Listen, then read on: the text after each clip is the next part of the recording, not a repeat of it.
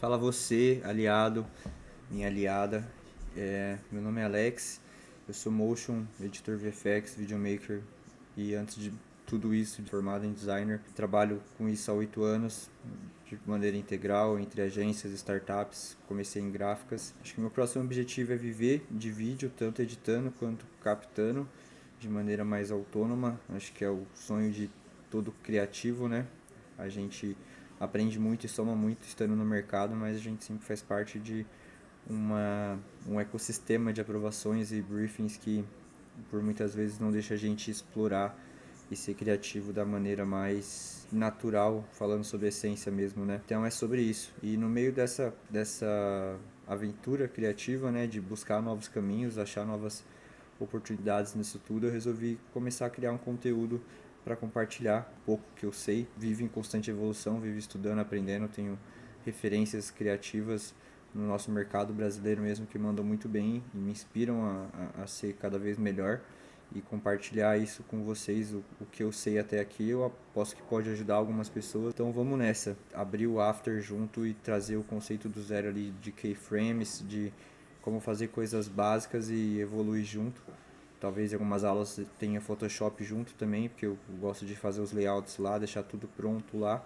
Até essa parte de preparação de arquivo, que é uma parte importante e que às vezes a galera pode bater cabeça. Mas vamos nessa, vamos abrir o After e conhecer um pouco daqui e do que ele é capaz de maneira mais básica. Eu vou criar uma composição, essa é a carinha do After, para quem nunca abriu ele.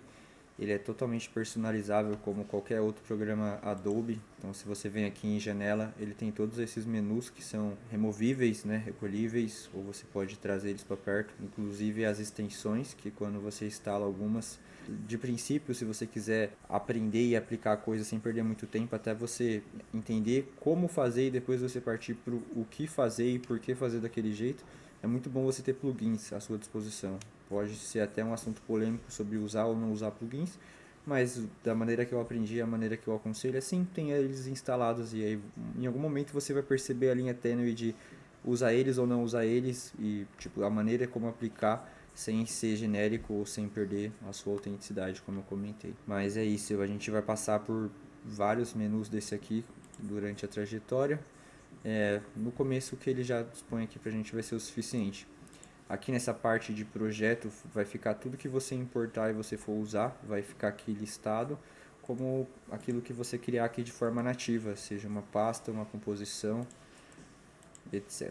Então, vamos lá. Botão direito, nova composição, e a composição é como se ela fosse a base aqui, como se ela fosse a tela do Illustrator, é a partir dela onde você define a taxa de quadros em que ela vai acontecer, a duração e o tamanho da tela, que são os 3 fatores, falando em vídeo, em motion, qualquer tipo de vídeo, são os 3 fatores predominantes de uma configuração básica. Depois você vai incrementar e tirar e colocar a configuração no decorrer de tudo isso, mas isso aqui é o básico que tem que estar. Você tem que saber o que você precisa, o tempo que o seu vídeo precisa ter. Se ele é um story, ele vai ter 15 segundos, se ele é um reels, ele vai ter perto de um minuto, né? Depende da sua necessidade. Você precisa saber o vídeo e ser tudo configurável e alterável depois, então não precisa ser algo definitivo, fique tranquilo. Eu vou começar aqui com algo de 10 segundos e no tamanho Store mesmo. Eu vou até fazer então em feed, porque a tela vai ficar fácil de visualizar pela proporção da dimensão dela. E taxa de quadros, isso é um assunto que, para quem nunca lidou com isso, com essa escolha e não sabe dizer qual é a diferença entre uma coisa e outra, basicamente esses conteúdos digitais, o que eu recomendo é você fazer em 24 quadros, porque na maioria das plataformas, entre YouTube e Instagram, é a taxa de quadros que a plataforma oferece para o vídeo rodar. A TV e o cinema acontecem em taxas de quadros diferentes. Não vou lembrar agora, e para não falar besteira não vou sair chutando. Mas tem essa diferença e muita gente acaba fazendo em 30 quadros e percebe a diferença. É a quantidade de frames, como se fosse a quantidade de fotos que tem naquele segundo, né? Então, natural, o que o olho humano consegue captar e perceber que é um vídeo fluido, o mínimo é 24. Menos que isso já vai te dar uma sensação de GIF, né? Que é aquele movimento cortado assim e vai avançando sem uma fluidez. Agora, quando ele está em 24, você provavelmente não perceba e ele está rodando fluido, né? Eu prefiro 24 quadros porque quando você vai aplicar um efeito, ele não vai pesar tanto, é menos frames para ele aplicar. E a não ser que você precise realmente fazer alguma coisa em 30 ou em 60, é o tipo de FPS mais funcional para o meio digital. Em qualquer momento que você estiver editando aqui, é só você, com a composição selecionada aqui, eu preciso ativar um cursor de mouse, né? Vou fazer isso. Se você der um Ctrl K, ele vai abrir isso aqui. E aí você consegue reconfigurar tudo, tanto a dimensão. Agora lembrei que isso aqui não vai ser mais feed, vai ser um store. Você só troca aqui. Precisa adicionar mais segundos, agora ele vai ter 15 segundos. E a taxa de quadro também, se for do interesse. É isso aí. Dentro de uma composição você pode criar vários elementos nativos que você vai acabar usando tanto em formas de máscara quanto textos que você vai usar o tempo todo para transmitir mensagens aí nas composições.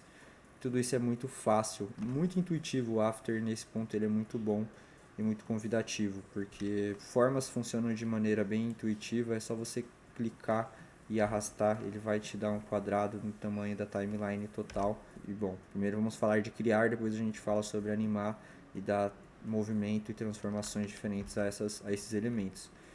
Mas falando sobre criar formas é muito tranquilo. Aqui em cima o menu não vai aparecer por causa do display, mas aqui na parte, deixa eu abaixar um pouco.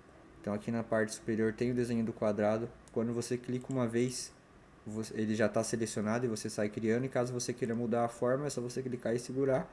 Então ele te oferece aqui de forma nativa o retângulo arredondado. Você tem que segurar para esse menu ficar. Se você soltar ele vai sair. O que você mais vai usar é o quadrado e a elipse na maioria dos casos.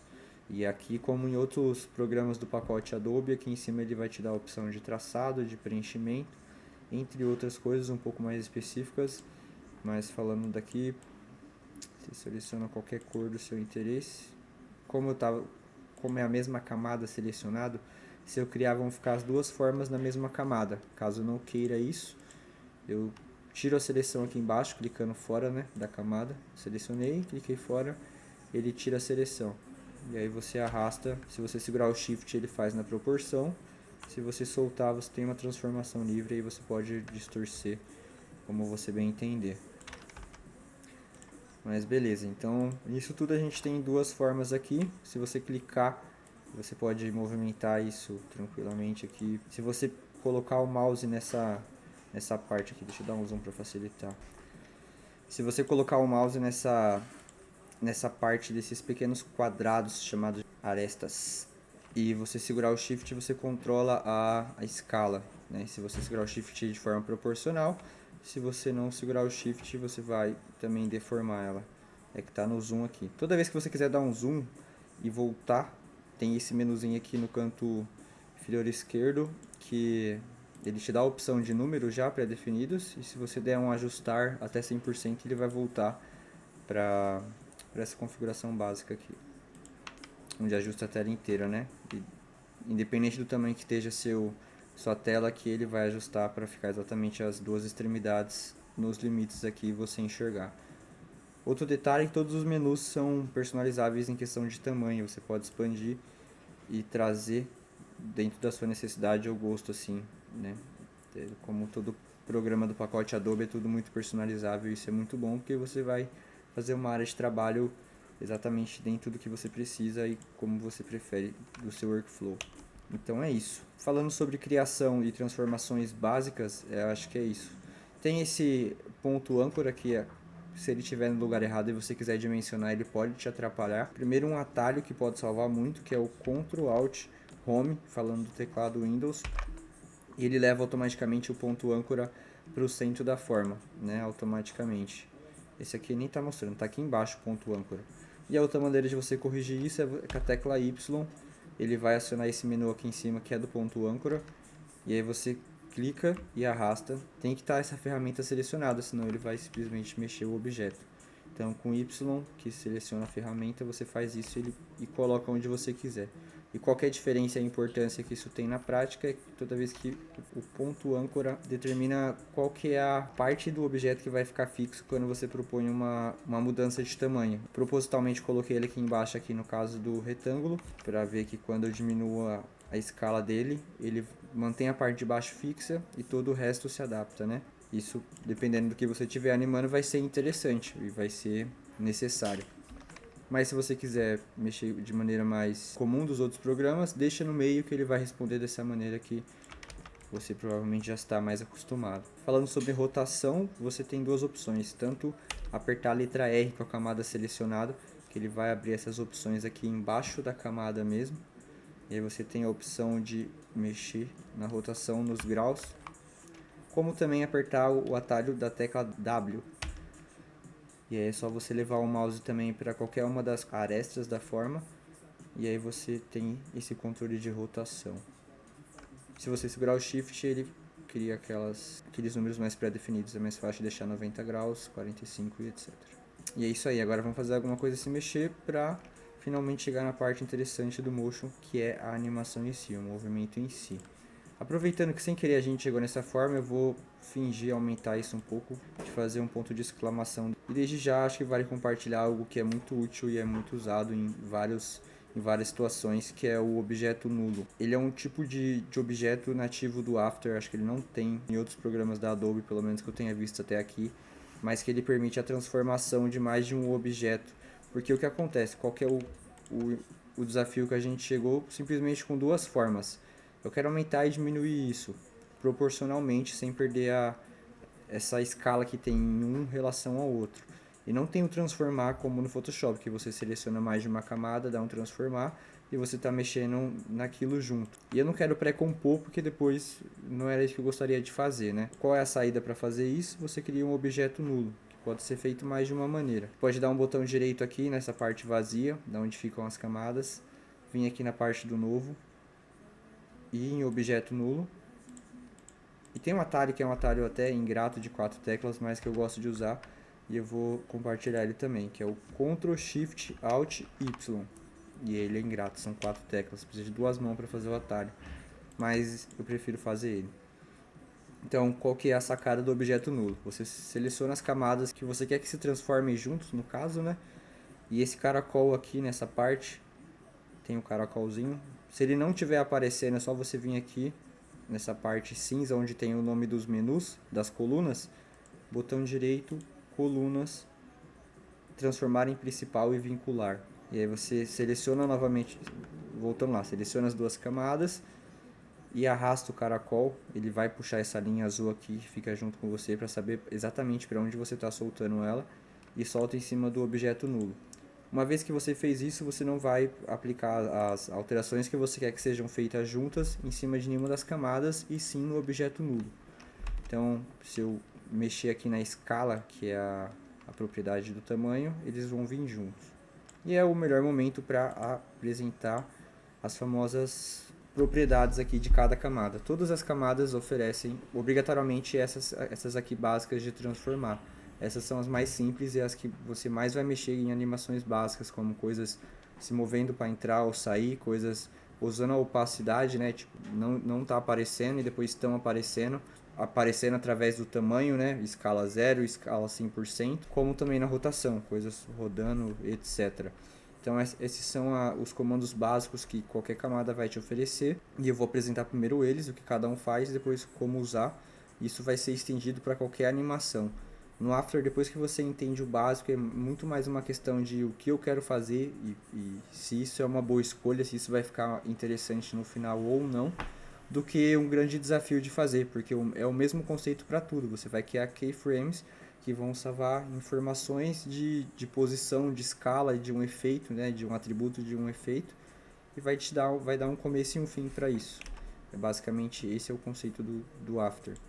Então, digamos, uma posição. Criei um ponto de posição, de novo, estou usando o objeto nulo porque eu quero que tudo isso seja aplicado às duas camadas.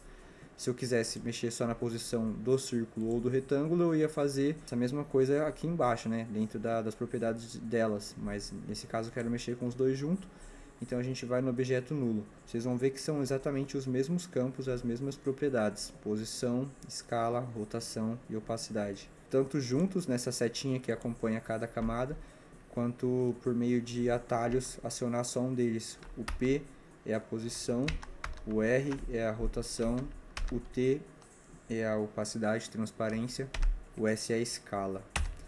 E falando sobre o idioma do software, eu sei que a maioria das pessoas até julga usar em português e prefere usar o inglês, mas eu tô no Brasil e o programa tem a opção de estar em português, então eu vou usar em português. E é isso aí. Então vamos lá. Posição P, salvei a informação de posição.